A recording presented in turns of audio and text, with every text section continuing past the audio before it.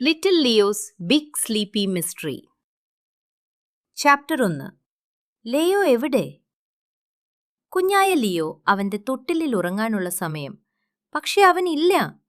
അവന്റെ വലിയ സഹോദരി 5 വയസ്സുകാരി മീര വലിയ കണ്ണു തുറന്ന് ചുറ്റിനും നോക്കി. ലിയോ എവിടെ പോയി? അവൾ പതിയെ ചോദിച്ചു.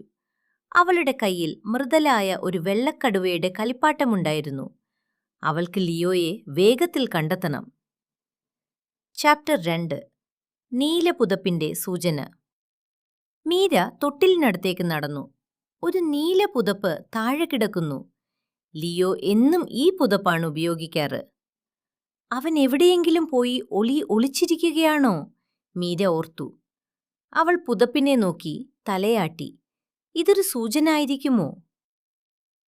ചാപ്റ്റർ 3. മിനുങ്ങുന്ന കളിപ്പാട്ടത്തിന്റെ രഹസ്യം.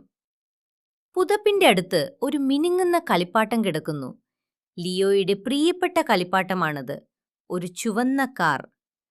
കാറിന്റെ ഒരു ചക്രം താഴെ കിടക്കുകയാണ്. ഹാ, മീര പറഞ്ഞു. ഇത് ലിയോയെ അന്വേഷിക്കാനുള്ള വഴിയാണ്. അവൾ താഴേക്ക് കുനിഞ്ഞു കാർ എടുത്തു. ചാപ്റ്റർ 4. തണുത്ത തറയിലെ കളിപ്പാട്ടം. കുഞ്ഞു ചുവന്ന കാർ മീരയുടെ കയ്യിലുണ്ട്. അവൾ മുറിയുടെ വാതിൽ തുറന്നു. ഹാളിന്റെ തണുത്ത തറയിലേക്ക് കാറിന്റെ വഴി നീളുന്നുണ്ടോ? അവൾ നിലത്ത് ചെറിയ ചക്രങ്ങളുടെ അടയാളങ്ങൾ കണ്ടു. ലിയോയുടെ കാർ ഇവിടെയാണ് പോയത്, മീര സന്തോഷത്തോടെ പറഞ്ഞു. അവൾ കാറിനെ എടുത്ത് മുന്നോട്ടു നടന്നു. ചാപ്റ്റർ 5. ലിവിംഗ് റൂമിലെ മണം. ചക്രങ്ങളുടെ അടയാളങ്ങൾ മീരയെ ലിവിംഗ് റൂമിലെ